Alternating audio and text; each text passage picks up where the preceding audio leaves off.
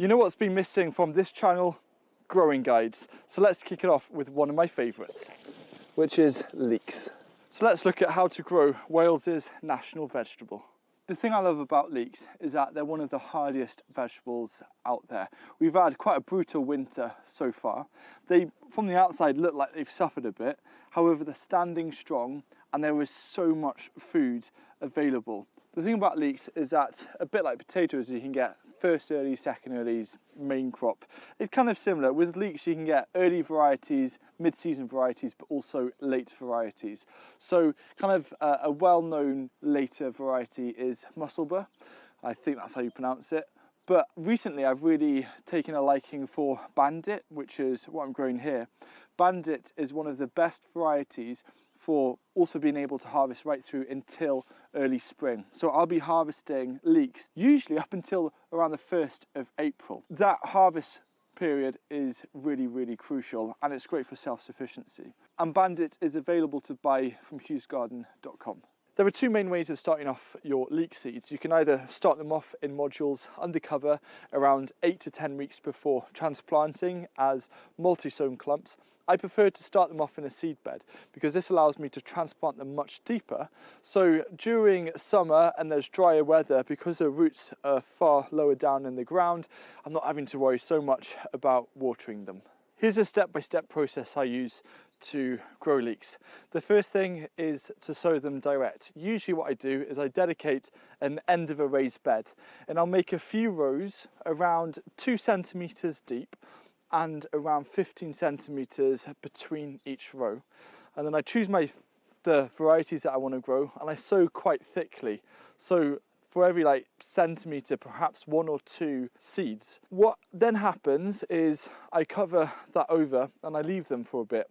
To aid germination, you can use a plank method, so you can put a plank over the rows just to keep in the moisture, and then periodically check underneath the plank to see when the seedlings appear and then remove the plank. Leek seedlings take a little bit of time to develop and it's important to start your leeks off pretty early because they do require the season to grow and mature and develop. They're kind of slow burners but well worth it because of their advantages over winter.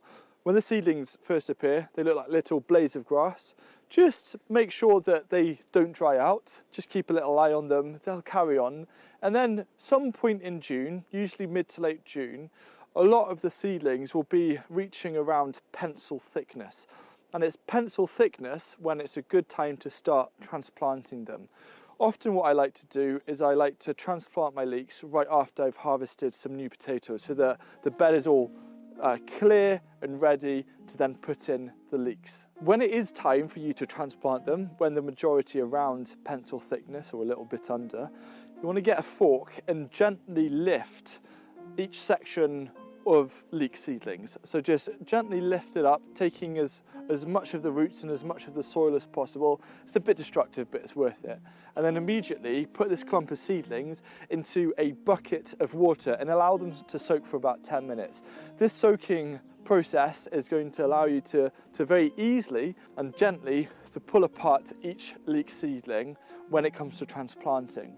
So for the transplanting, you've got the bed all nice and prepped. You want to get a dibber, which creates a hole around 20 to 25 centimeters deep.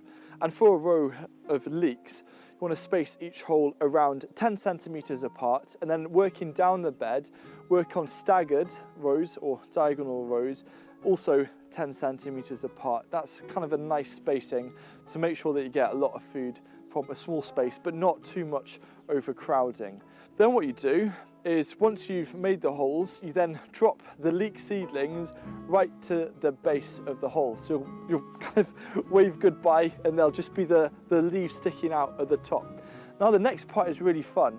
What you do is you get a watering can or a hose and you water them in. What I like to do with the watering can is count maybe 3 to 4 seconds, and it's great because the water's going, because of the hole, straight down to the base where the roots are.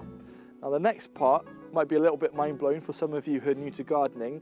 Don't fill that hole back in. What happens when you water, that brings some of the soil down to protect the roots, but having that hole is going to help ensure that that leek stem has less resistance. So as it grows, it can swell, and it just helps it to grow a little bit bigger, so it has less resistance, and hopefully you can get a little bit more food. Now for the first couple of days, you might think, oh, have I done something wrong? Because they might wilt a bit and look a little bit sorry for themselves. This is just because of the transplanting. Within a few days, they'll all perk back up, and then they'll start growing at quite a respectable rate. Now, if it gets really dry and you do need to water them, give them a water as and when needed. I find that they do respond pretty well to mulching. I've never really had slug problems with leeks, so mulch is a good option. You just let them do their thing now until it's time for harvesting. Harvesting is simple. There's two ways that you can do it, and I think it kind of depends on what state the ground is, especially if it's frozen. The first is just to pull the leeks out. Very nice and simple.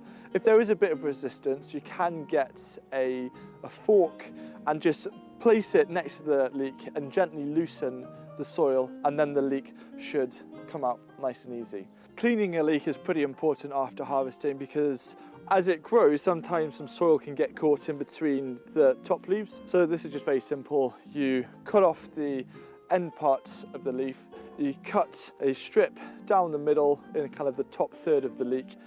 That will open it up. It allows you just to give it a nice rinse, and then it's clean and ready for use. Also a good idea is to just strip out a couple of the outer layers, because often these are a little bit stringy. A really quick idea is to actually not harvest all of your leeks by the start of spring, and to leave a few behind and let them flower, because leek flowers are absolutely epic. They look fantastic, a beautiful purple, and are loved by pollinators. If you want a recipe to create around this time of year to enjoy your leeks, I suddenly remembered that I put up a recipe on Farmer and Chef a couple of years ago about how to make a really nice, easy midweek meal consisting of cabbage, leek, and poached eggs. There's a link down below to check that out.